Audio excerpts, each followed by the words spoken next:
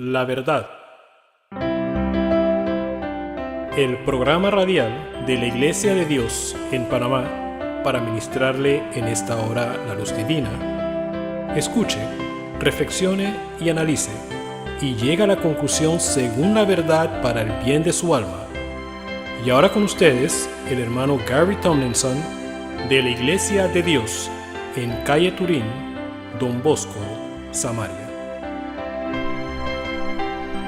Saludos a todos en esta hora, agradecido a Dios por una oportunidad más de poder compartir la verdad y deseoso de continuar con lo que hemos estado viendo acerca del logro de la solución al gran problema de la humanidad que se encuentra en Cristo a través del Espíritu Santo.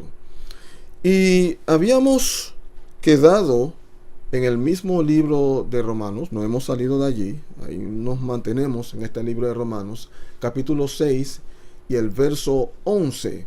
Esperamos concluir con este aspecto de lo que hemos estado viendo para entonces adentrarnos en otro aspecto que consideramos también sumamente importante, que debe manifestarse pues al conocimiento de toda la humanidad, ya que esto nos compete a todos. Y habíamos visto en el verso 11 del capítulo 6 del libro de Romanos lo que Pablo les decía a los hermanos en aquel entonces, y lo sigue diciendo a nosotros presentemente. Y cabe destacar que esto no está solamente dirigido, si bien Pablo lo escribió a los hermanos en aquel entonces, esto no está dirigido solamente a personas o a hermanos o a aquellos quienes han logrado la experiencia de la salvación. Esto les compete a todos, a toda la humanidad, a todos los que están y a todos también quienes no están, para que lleguen a estar, ya que esto ha de servir de gran beneficio a todos, y es necesario, es sumamente necesario. Entonces Pablo hace mención de tres grandes, ¿cómo lo diríamos? Bueno, vamos a decir que él menciona tres cosas importantes que ya recaen sobre la vida de aquel quien procura esa vida continua agradando a Dios y de bienestar en esta senda. En otras palabras, esa vida continuamente libre del pecado. Y lo primero que él dice, que fue lo que mencionamos en la sesión anterior, lo dice en el verso 11, dice: así también vosotros. Ok, habiéndoles desglosado o elaborado en cuanto a todo lo que tiene que ver con el proceso de la liberación del pecado mediante la liberación de la naturaleza carnal, habiéndoles ya expuesto todo aquello, dejo tres cosas con ustedes. Primero, dice: así también vosotros consideraos muertos al pecado, pero vivos para Dios en Cristo Jesús, Señor nuestro. Adopten esta mentalidad de morir o considerarse muertos, no solamente morir, pero considerarse muertos en una manera continua. Dice Jesucristo en el Evangelio de Lucas, capítulo 9, verso 23, la porción dice que Cristo les decía a todos: si alguno quiere venir en pos de mí, niéguese a sí mismo, tome su cruz cada día y sígame.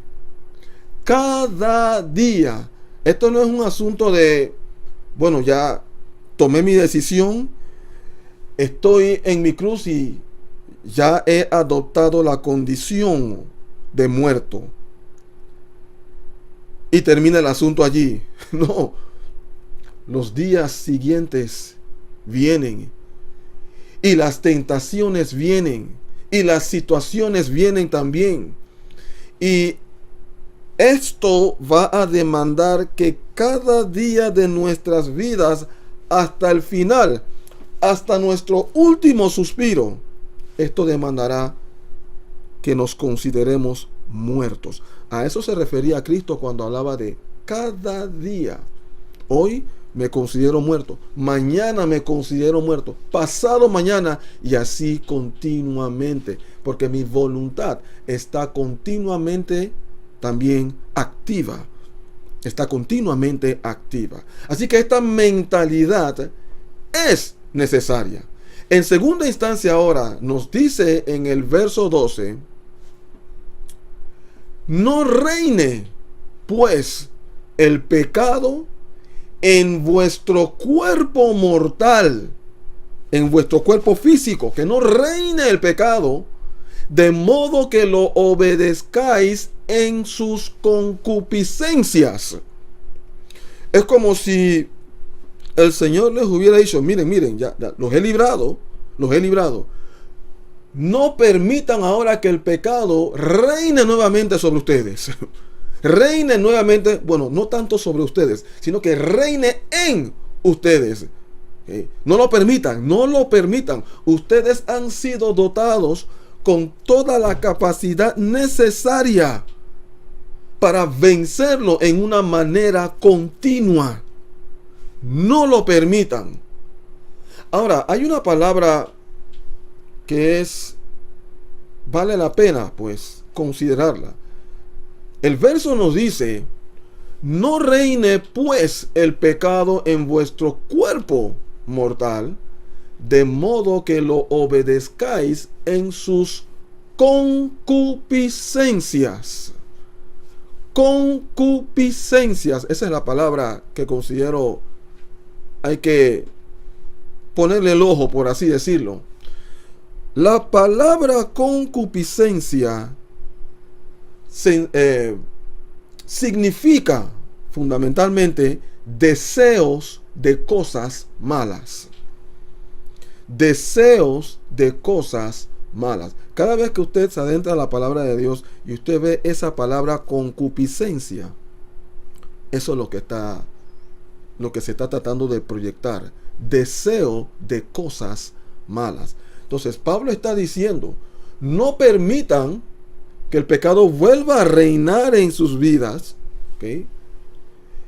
De modo que lo obedezcáis en sus concupiscencias, de modo que lo obedezcáis en sus deseos malos. No se entreguen a los malos deseos. De hecho, eso no debe estar en la vida de ningún cristiano.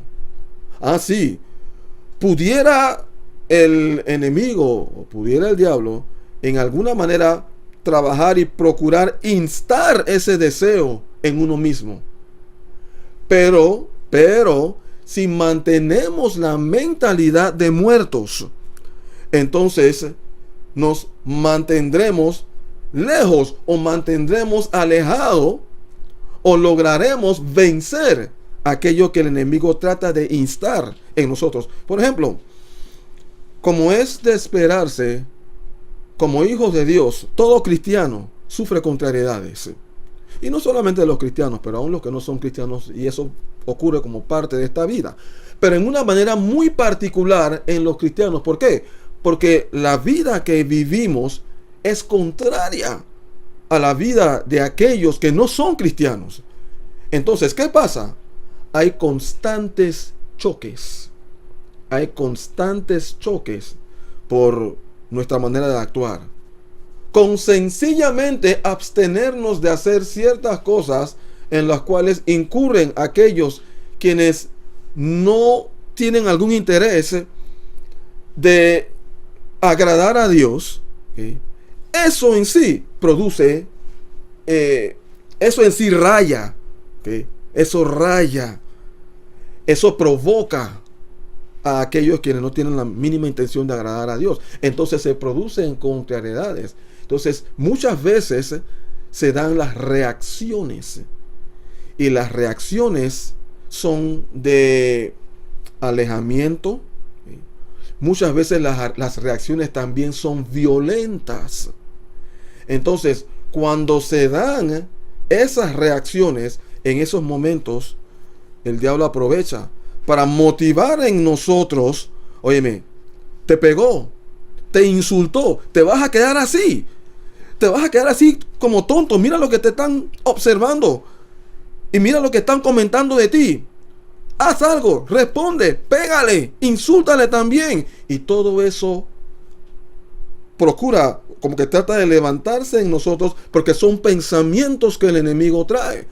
Ahora, no podemos evitar los pensamientos, pero sí podemos evitar que se queden allí, como producto de la templanza, que es el dominio propio, producido por la presencia del Espíritu Santo.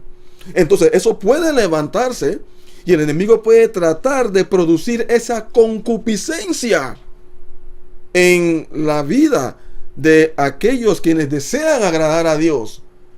Pero Dios nos ha capacitado para poder vencerla en la medida en que nos mantenemos con la mentalidad constante: estoy muerto, no respondo, voy a mantenerme en la cruz, y tal como lo hizo Jesucristo, me voy a quedar allí, no voy a bajar de esa cruz.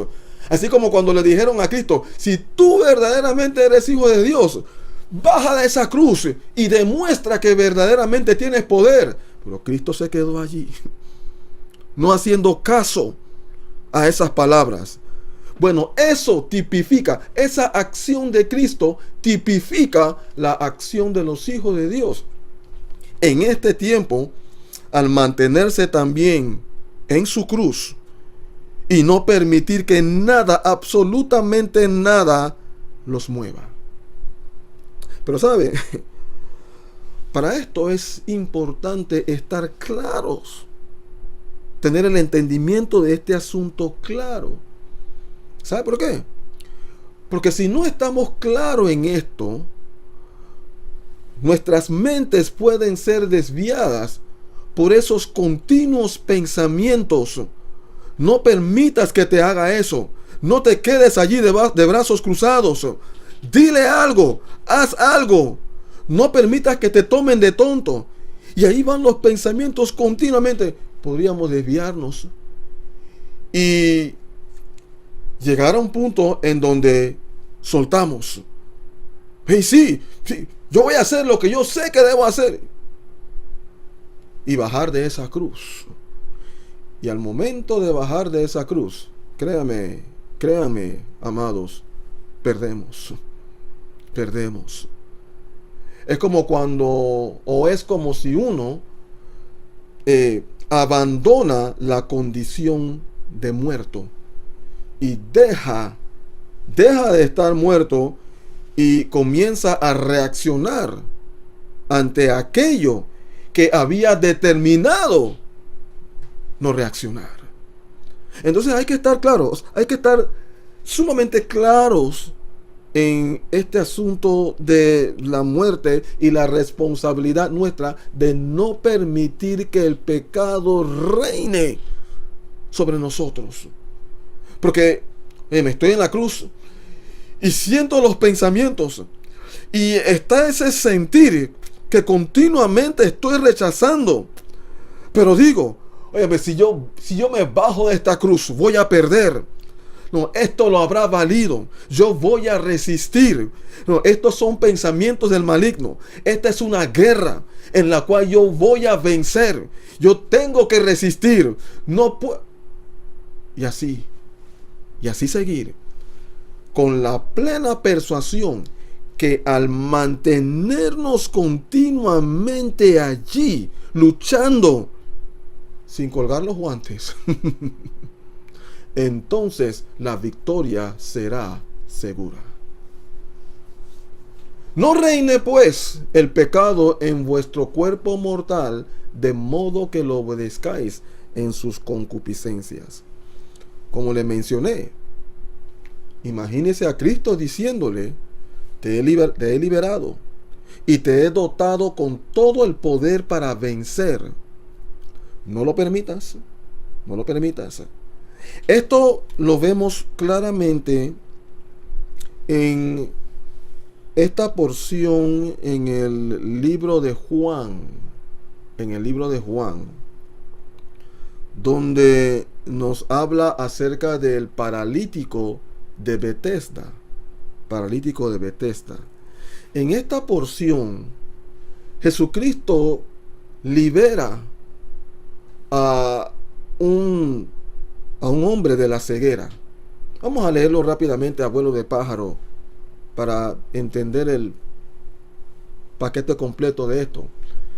Dice la porción: después de estas cosas había una fiesta de los judíos y subió Jesús a Jerusalén. Perdóneme, me acabo de registrar que hice mención de la ceguera, pero no es ceguera. Jesucristo lo libró de esa condición de paralítico. Ahí mismo está el título. A veces se me cruzan los cables.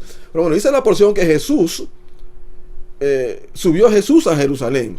Y el verso 2 nos sigue diciendo: y hay en Jerusalén, cerca de la puerta de las ovejas, un estanque llamado en hebreo Betesda, el cual tiene 5 pórticos. En estos yacía una multitud de enfermos, ciegos, cojos y paralíticos, que esperaban el movimiento del agua. Porque un ángel descendía de tiempo en tiempo al estanque y agitaba el agua, y el que primero descendía al estanque, después del movimiento del agua, quedaba sano de cualquier enfermedad que tuviese. Eso era algo que se creía en aquel entonces. Y había allí un hombre que hacía 38 años que estaba enfermo. Hace bastante tiempo para estar enfermo. Ahora, cuando Jesús lo vio acostado y supo que llevaba ya mucho tiempo así, le dijo: ¿quieres ser sano? ¿Quieres ser sano? Es interesante el hecho de que en medio de toda esta multitud de enfermos, diversos males, Jesucristo fue directamente a este hombre. Me imagino la atmósfera. Se tuvo que hacer una atmósfera sumamente deprimente. Ver tantos enfermos, como cuando uno va al hospital. Hay ciertas salas que deprimen cuando uno ve las condiciones de las personas. Pero había una necesidad allí, muy en particular, y Cristo fue a ministrar a esa necesidad. Y Cristo le hace una pregunta: ¿quieres ser sano?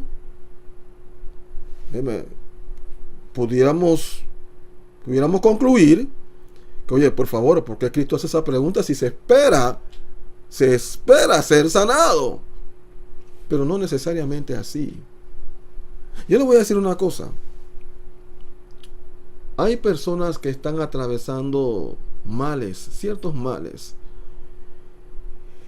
y han estado bajo esas condiciones por buenos años, a tal punto que se han acondicionado, se han quedado allí, y han perdido la mínima esperanza de sanidad. Ya no la tienen, y se han acomodado, y se valen a sí mismos, y a sí mismos se defienden en esta vida. Hubo una razón por la cual Cristo preguntó: ¿quieres ser sanado? Procurando infundir esperanza en este hombre, quien le respondió: Señor, respondió el enfermo, no tengo quien me meta en el estanque cuando se agita el agua, y entre tanto que yo voy, otro desciende antes que yo. Por favor, Señor, yo paralítico, ¿cómo puedo movilizarme? Mira, los otros enfermos, claro, por lo menos este tiene, este es ciego, pero por lo menos tiene sus pies para andar. Este está sufriendo esta otra enfermedad, pero por lo menos puede movilizarse. yo estoy paralítico, yo necesito ayuda. Jesús le dijo, levántate, toma tu lecho y anda. Y al instante aquel hombre fue sanado y tomó su lecho y anduvo. Y era día de reposo. Entonces los judíos dijeron a aquel que había sido sanado, es día de reposo, no te es lícito llevar tu lecho. Oye, pero que esta gente como que...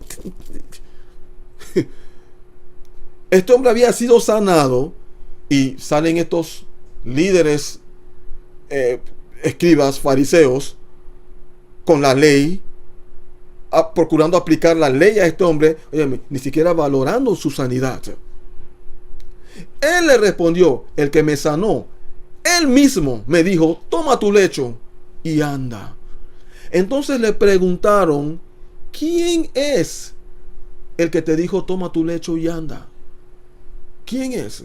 Entonces, el que había sido sanado no sabía quién fuese, porque Jesús se había apartado de la gente que estaba en aquel lugar.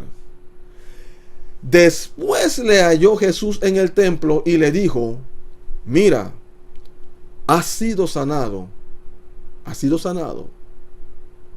No peques más para que no te venga alguna cosa peor. Has sido sanado. No peques más. Vela por tu cuerpo, vela por tu espíritu. Te he liberado de ese mal. No vayas a incurrir ahora en pecado para que no te venga alguna cosa peor. Bueno, ese es el mismo espíritu. En ese mismo espíritu, Pablo nos hace mención de la necesidad de esta responsabilidad de asumir de cada cual, esta responsabilidad que cada cual libre del pecado debe asumir. Has sido librado, no permitas. Tú no lo permitas. Ay, Señor, ayúdame. No permitas, Señor. No, tú no lo permitas. Padre, haz que yo no peque. No. Tú hazlo. Tú actúa. Tú realiza la acción. Tú dile no a la tentación. Tú. Y es allí en donde está la falla en muchos. Vivimos en un tiempo, amados, donde la tendencia es a tirarle la bola a Dios. Tirarle toda la responsabilidad a Dios. Señor, haz que yo no caiga. Señor, haz que yo no peque. Padre, ayúdame a... Muy bien, necesitamos que Dios nos ayude. No podemos hacer nada sin la ayuda de Dios. Así de inútiles somos. La palabra de Dios nos dice que si Jehová no edificare la casa, en vano la edificamos nosotros, humanamente hablando. Así que definitivamente que necesitamos la ayuda de Dios. Pero una cosa es cuando le pedimos a Dios que nos ayude, y otra cosa es cuando estamos implicando que Él lo haga todo. Y Dios no lo va a hacer todo. Oigan, por favor, si yo le pido a alguien que me ayude a levantar una mesa, quiero llevarla de un lugar a otro, oigan, yo también voy a meter la mano. Es una ayuda, me está ayudando. No sé, se espera que yo también meta la mano. Y que yo, más que nadie, sea el que esté metido en el asunto. No voy a decir, bueno, ayúdame. Y dejarlo llevar la mesa solos. Y estoy diciendo, ayúdame. ¿Eso no es una ayuda? Esa es la misma actitud que está asumiendo la gente en relación con Dios. Y necesitamos entender que hay ciertas cosas que Dios va a hacer definitivamente. Y hay otras que Él sencillamente no las va a hacer. Habiéndonos dotado con todo lo necesario para lograrlo, para hacer nuestra parte. Así que usted reprenda, usted luche, usted dígale no a la tentación, usted considérese muerto, usted no permita que el pecado reine sobre su cuerpo mortal. Y he aquí la otra parte que es importante, que esto requiere ahora de una conducta. La primera, como lo habíamos mencionado, demandaba una mentalidad. La segunda es una responsabilidad. La tercera es una actitud o una conducta que necesitamos asumir. ¿Y cuál es? Verso 13 del mismo libro de Romanos capítulo 6. Dice, ni tampoco presentéis vuestros miembros al pecado como instrumentos de iniquidad, sino presentaos vosotros mismos a Dios como vivos de entre los muertos. Vivos de entre los muertos, vivos para con Dios, muertos para con el pecado. ¿Ok? Y vuestros miembros a Dios como instrumentos de justicia. En otras palabras, ¿cuál debe ser nuestra conducta? Bueno, yo no voy a permitir que mi mente sea usada para malos pensamientos. Yo no voy a ofrecer mis manos para hacer maldad. Yo no voy a utilizar mis pies para ir a lugares que no convienen. No voy a usar mis ojos para ver cosas que tampoco convienen. Yo no voy a utilizar mi boca para decir cosas que a Dios le desagrada o que a mi prójimo le desagrada. No voy a utilizar ninguno de mis miembros. Ese fue mi pasado. Mi presente ahora consiste en utilizar todos mis miembros para lo que es bueno, para lo que es puro, para lo que ha de servir de beneficio a muchos. Así es. Bueno, estamos hablando de una conducta.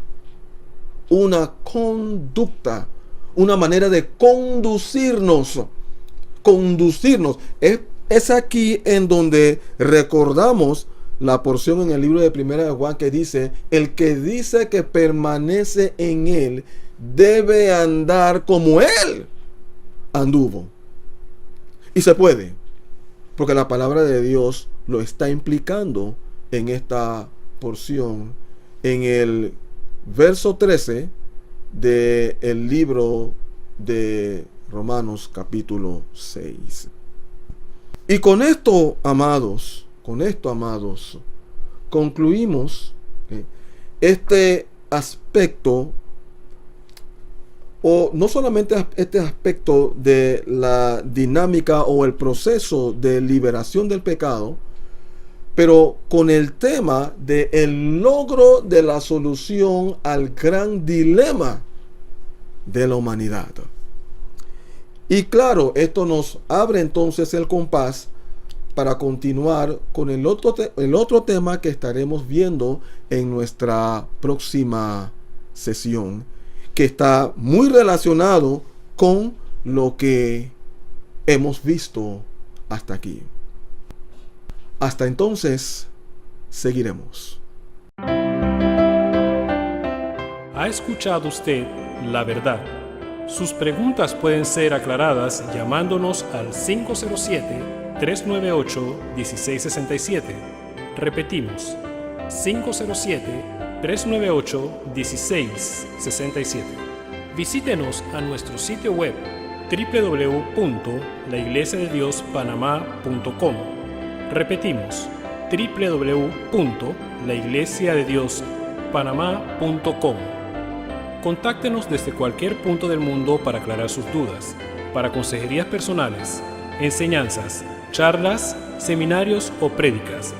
Que Dios haya ministrado a su mayor necesidad es nuestra oración. No olvide, suscríbase a nuestro canal La Verdad.